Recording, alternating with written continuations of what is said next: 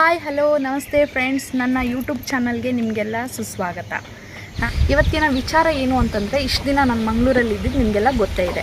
ಇವಾಗ ನಾನು ದೇವನಹಳ್ಳಿಗೆ ಶಿಫ್ಟ್ ಆಗಿಬಿಟ್ಟು 8 ಮಂತ್ ಏನೋ ಆಗ್ತಾಯಿದೆ. 8 ಮಂತಿಂದ ನಾವು ಇಲ್ಲಿ ಗಾರ್ಡನ್ ಎಲ್ಲ ನೋಡ್ಕೊಂಡಿದ್ದೀವಿ. ಮರಗಳಿಗೆಲ್ಲ ನೀರು ಹಾಕ್ಕೊಂಡು ಗಾರ್ಡನ್ ನೋಡಿಕೊಂಡು ಇದ್ದೀವಿ. ಕಾರಣಾಂತರಗಳಿಂದ ಅಲ್ಲಿ ನಾವು ಮಂಗಳೂರನ್ನ 21 ವರ್ಷ ಇದ್ದಂಥ ಮಂಗಳೂರನ್ನ ಬಿಟ್ಟು ಇಲ್ಲಿಗೆ ಬರಬೇಕಾಯಿತು. ಆ ವಿಚಾರ ನಾನು ನಿಮಗೆ ಹೇಳ್ತೀನಿ. ಇಲ್ಲಿ ಬಂದು ಮಾಡಿರೋದೇನು ಅಂತಂದರೆ, ನನಗೆ ತುಂಬ ದಿವಸದಿಂದ ಒಂದು ಆಸೆ ಇತ್ತು, ಮನೇಲಿ ಕೋಳಿ ಸಾಕಬೇಕು ಅಂತ. ಕೋಳಿ ಸಾಕಾಣಿಕೆ ಏನೋ ಮಾಡೋ ಆಸೆ ಇತ್ತು, ಬಟ್ ಸಾಕೋದೆಲ್ಲಿ? ನಾವಿದ್ದಿದ್ದು ಅಪಾರ್ಟ್ಮೆಂಟಲ್ಲಿ ವಿತ್ ಒಂದು ಸಿಂಗಲ್ ಮನೆ ಮಾಡ್ಕೋತೀವಿ ಅಂದರೂ ನಾವಿರೋದೇ ಕಷ್ಟ. ಅಲ್ಲಿ ಕೋಳಿಗಳನ್ನೆಲ್ಲ ಸಾಕೋಕ್ಕೆ ಇಲ್ಲ. ಆದ ಕಾರಣ ಇವಾಗ ನಾವು ಇಲ್ಲಿ ಬಂದಿದ್ದೀವಲ್ಲ, ಈ ವಾತಾವರಣ ಆಮೇಲೆ ಜಾಗನೂ ತುಂಬ ಇದೆ ತಡೆ ಅಂತ ಹೇಳ್ಕೊಂಡು ಓನರ್ ಹತ್ರ ಮಾತಾಡ್ಕೊಂಡ್ವಿ. ಸರಿ, ಓನರ್ ಹೇಳಿದ್ರು ಸರಿ ಅಮ್ಮ ಸಾಕೊಳ್ಳಿ ಅಂದರು. ನಮ್ಮಮ್ಮ ನಾವು ಹೋಗ್ಬಿಟ್ಟು ಕೋಳಿನ ತೊಗೊಬಂದಿದ್ದೀವಿ. ಕೋಳಿ ತೊಗೊಬಂದು ಇವಾಗ ನಾವು ಯಾವಾಗ ಬಂದ್ವಿ ಫಸ್ಟ್ ಡೇ, ಅದಾದ ನಂತರ 1 ವೀಕಲ್ಲೇ ನಾವು ಹೋಗಿ 1-2 ಕೋಳಿ ತೊಗೊಬಂದು ಸಾಕ್ಕೊಂಡು ಇವಾಗ ಮೊಟ್ಟೆ ಎಲ್ಲ ಇಡೋಕ್ಕೆ ಸ್ಟಾರ್ಟ್ ಆಯಿತು. ನಮ್ಮಮ್ಮ ಮರಿಗೆ ಇಟ್ಟಿದ್ದಾರೆ. ಸ್ಟಾರ್ಟಿಂಗ್ ತೊಗೊಬಂದಾಗ ಮನೆ ಒಳಗಡೆನೇ ಹಾಕೋತಾ ಇದ್ದೆ ಕೋಳಿಗಳನ್ನ. ಇವಾಗ ಮರಿ ಆಗಿದ್ದಾವೆ, 18 ಮರಿ ಆಗಿದ್ದಾವೆ. ಅದನ್ನು ನಾನು ನಿಮಗೆ ತೋರಿಸ್ತೀನಿ. ಮರಿ ಎಲ್ಲ ಆಯಿತು. ಈಗ ಮರಿಗಳನ್ನ ಎಲ್ಲ ಹಾಕೋದು? ಮನೆಯಲ್ಲಂತೂ ಹಾಕ್ಕೊಳಕ್ಕಾಗಲ್ಲ. ಇವಾಗ ಒಂದು ಗೂಡು ತಯಾರಿ ಆಗಬೇಕು. ನಾನೇನು ಅಂದ್ಕೊಂಡೆ, ಸರಿ ಒಂದು ಗೂಡು ಮಾಡಿಸ್ಬಿಡೋಣ, ಲೈಫ್ ಟೈಮ್ ಆಗಿಬಿಡುತ್ತಲ್ಲ ಅಂದ್ಕೊಂಡು ಒಂದು ಗೂಡಿಗೆ ಆರ್ಡ್ರ್ ಮಾಡೋಣ ಅಂತ ಹೋದೆ. ಯಾರ್ದು ಪರಿಚಯ ಇಲ್ಲ. ಇವ್ರನ್ನ ಮಾತಾಡಿಕೊಂಡು ಅವ್ರ ಹತ್ರ ಕೇಳಿಕೊಂಡೆ, ಇಂಥಲ್ಲಿ ಹೋಗಿ ಮೆಟೀರಿಯಲ್ ಸಿಗುತ್ತೆ ಮಾಡ್ಕೊಳ್ಳಿ ಅಂತ ಅಂದರು. ಅದೇ ಗೂಡೇ ಈಗ ನನ್ನ ಹಿಂದೆ ಇರೋವಂಥದ್ದು, ಅದೇ ಗೂಡು. ಆ ಗೂಡನ್ನ ಮಾಡೋದಕ್ಕೇನು ಅದ್ರ ಹಿಂದೆ ಒಂದು ಸ್ಟೋರಿ ಇದೆ, ಅದನ್ನು ನಾನು ನಿಮ್ಗೆ ಹೇಳ್ತೀನಿ. ನನ್ನ ಹತ್ರ ಕಾಸಿಲ್ಲ, ಆದರೂ ಒಂದು ಗೂಡು ಮಾಡಬೇಕನ್ನೋ ಆಸೆ ತಲೆಯಲ್ಲಿ ಬಂದೈತೆ. ಸರಿ ಅಂತೇಳಿ ಇವ್ರನ್ನ ಕೇಳಿದೆ. ಅದಾದ ನಂತರ ಚೆಕ್ ಮಾಡಿದೆ ಫೋನಲ್ಲಿ, ಗೂಗಲ್ ಪೇ ಎಲ್ಲ ನೋಡ್ತೀನಿ, 18,000 ಇದೆ. ನಾನು ಅಂದ್ಕೊಂಡೆ ನನ್ನ ಸ್ಯಾಲ್ರಿ ಆಗಿರಬೇಕು ಬಿಡು ಅಂದ್ಕೊಂಡು ಹೋಗಿ ಮೆಟೀರಿಯಲ್ ಅಂತೂ ತೊಗೊಂಡೆ. ಮೆಟೀರಿಯಲ್ಗೆ 10,700 ಆಯಿತು. ಕೆಜಿ ಬಂದುಬಿಟ್ಟು 30 ರೂಪಾಯಿ ಅಂತೆ. ಹಂಗೆ ಇದು ಒಂದು ಗೂಡು ಬಂದುಬಿಟ್ಟು 1 ಕ್ವಿಂಟಲ್ 13 kg ಇದೆ. ಸರಿ, ಅವ್ರು ಮಾಡಿದ್ದು ಆಯಿತು, ಗೂಡು ರೆಡಿನೂ ಆಯಿತು. ತೊಗೊಬಂದು ಮನೆಗಿಟ್ರು. ಇವಾಗ ಅದೇ ಗೂಡಲ್ಲೇ ಎಲ್ಲ ಕೋಳಿನ ಹಾಕ್ತಾಯಿದ್ದೀನಿ. ಇಷ್ಟೆಲ್ಲ ಆಯಿತು, ಗೂಡು ರೆಡಿ ಆಯಿತು, ಖುಷಿನೇ. 2 ದಿವಸ ಬಿಟ್ಟು ಫೋನ್ ಬರುತ್ತೆ. ನಮ್ಮವರೊಬ್ಬರು ನಿನ್ನ ಅಕೌಂಟಿಗೆ ತಪ್ಪಿ ಅಮೌಂಟ್ ಬಂದುಬಿಟ್ಟೈತೆ, ನಂದು ರಿಟರ್ನ್ ಟ್ರಾನ್ಸ್ಫರ್ ಮಾಡು ಅಂದರು.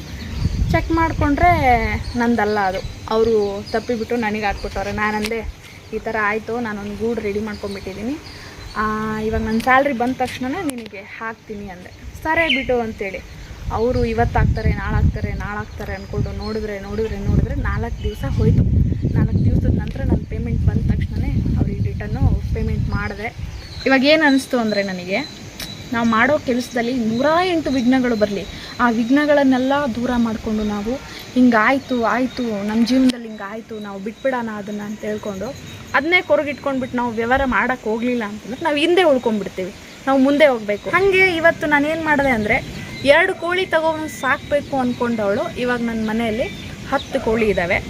ಆಮೇಲೆ 2 ಕೋಳಿ ಮರಿ ಮಾಡಿಸಿದ್ದಾವೆ. ಒಂದು 18 ಇದೆ, ಒಂದು 14 ಇದೆ. ಇವಾಗ ಆ ಚಿಕ್ಕ ಆಸೆ ಹೋಗಿಬಿಟ್ಟು ನನ್ನ ಮನೆಯಲ್ಲಿ ಒಂದು 100 ಕೋಳಿ ಸಾಕೋಬೇಕು ನಾನು. ಇವಾಗ ನಾನೊಂದು 10 ಕೋಳಿ ಸಾಕೊಂಡಿದ್ದಕ್ಕೆ ಅಕ್ಕದ ಪಕ್ಕ ಲೇಔಟ್ನವರೆಲ್ಲ ಬಂದುಬಿಟ್ಟು ನಾಟಿ ಕೋಳಿ ಕೊಡಿ, ಮೊಟ್ಟೆ ಕೊಡಿ ಅಂತ ಇದ್ದಾರೆ. ಅವ್ರು ಆ ಥರ ಕೇಳ್ಬೇಕಾದ್ರೆ ನನಗೆ ಇವಾಗ ಏನು ಆಸೆ ಹುಟ್ಕೊಂಡಿದೆ ಅಂದರೆ, ಸರಿ ನಾನು ಹೀಗೆ ಕೋಳಿನ ಸಾಕ್ಕೊಂಡು 1-2 ಕೊಟ್ಟರೆ ನನ್ನ ಕೈ ಖರ್ಚಿಗಾಗುತ್ತಲ್ಲ, ನಾನು ಅದನ್ನೇ ಯಾಕೆ ಮಾಡ್ಕೋಬಾರ್ದು? ಇನ್ನೊಬ್ರು ಕೈ ಕೆಳಗೆ ಜೀವನ ಮಾಡೋಕಿನ ಕೋಳಿನೇ ಸಾಕೊಳ್ಳೋಣ. ಕೋಳಿ ಏನು ಸಾಕಿದ ತಕ್ಷಣವೇ ಇವತ್ತು ಮರಿ ಇಟ್ಬಿಡ್ತು, ನಾಳೆಗೆ ದೊಡ್ಡದಾಗ್ಬಿಡ್ತು, ಮಾರಿಬಿಟ್ವಿ, ಆಗಲ್ಲ.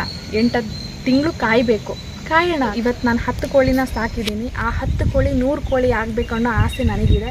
ಆ ಆಸೆನ ಈಡೇರಿಸೋದು ನಿಮ್ಮ ಕೈಯಲ್ಲಿದೆ. ನಿಮ್ಮ ಆಶೀರ್ವಾದ ನಮಗೆಲ್ಲ ಬೇಕು.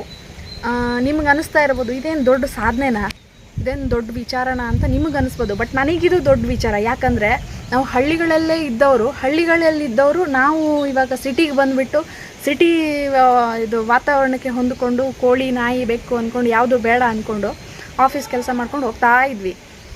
ಅದು ಹಳ್ಳಿಯಿಂದ ಬಂದವರಾದ್ರಿಂದ ಆ ಹಳ್ಳಿದು ನಮ್ಮ ತಲೆಯಲ್ಲಿ ಇದ್ದೇ ಇರುತ್ತೆ, ಬ್ಲಡ್ಡಲ್ಲೇ ಇರುತ್ತಂತೆ. ಆ ಥರ ನನಗೆ ಈ ಆಸೆನ ಬೇರೆಯವ್ರಿಗೆಲ್ಲ ಬೈಕ್ ತೊಗೋಬೇಕು, ಅದು ಮಾಡಬೇಕು, ಇದು ಮಾಡಬೇಕು, ನಂಗೆ ಕೋಳಿ ಸಾಕಾಣಿಕೆ ಮಾಡಬೇಕು ಅನ್ನೋ ಈ ತಲೆಯಲ್ಲಿ ಏನೈತೆ. ಇವಾಗ ಇಲ್ಲಿ ಬಂದಾದ ನಂತರ ಆ ಆಸೆ ನೆರವೇರ್ತು. ಇನ್ನು ಮುಂದಕ್ಕೂ 10 ಕೋಳಿಯಿಂದ 20 100ವರೆಗೂ ಆಗಬೇಕನ್ನೋ ಆಸೆ ದೇವರಲ್ಲಿ ನಾನು ಕೇಳ್ಕೊಳ್ತೀನಿ. ಆದರೂ ಇಲ್ಲಿ ನಡೆಯುವಂಥ ವಾತಾವರಣದಲ್ಲಿ ಆಗುತ್ತೆ. ಬಟ್ ನಮ್ಮ ಆಸೆಗಳಿಗೆ ನಾವೇ ಬೆಂಗಾವಲಾಗಿರ್ಬೇಕಲ್ವಾ. ನಾವೇ ಅದನ್ನು ನಾವೇ ನಮಗೆ ಸಪೋರ್ಟ್ ಮಾಡ್ಕೋಬೇಕು ಮೊದಲು. ಆಗುತ್ತೆ, ನಡೆ ಮುಂದೆ, ನೀನು ಸರೋಗುತ್ತೆ ಎಲ್ಲನೂ. ನಾಯಿಂದನೂ ಕಾಪಾಡ್ಕೋಬೋದು, ಹದ್ದಿಂದನೂ ಕಾಪಾಡ್ಕೋಬೋದು, ಎಲ್ಲ ನಮ್ಮ ಸರಿ. ಈ ನನ್ನ ಚಿಕ್ಕ ಆಸೆಗೆ ನಿಮ್ಮದೆಲ್ಲ ಸಾಥ್ ಇರಲಿ. ಈ ವಿಡಿಯೋ ನಿಮಗೆ ಇಷ್ಟ ಆಗಿದ್ದರೆ ಲೈಕ್ ಮಾಡಿ. ಈ ನಮ್ಮ ಚಾನಲ್ಗೆ ನೀವು ಹೊಸಬರಾಗಿದ್ದರೆ ಸಬ್ಸ್ಕ್ರೈಬ್ ಮಾಡಿಕೊಂಡು ಪಕ್ಕದಲ್ಲಿರುವ ಬೆಲ್ ಬಟನನ್ನು ತಪ್ಪದೇ ಒತ್ತಿ. ಎಲ್ರಿಗೂ ನಮಸ್ಕಾರ.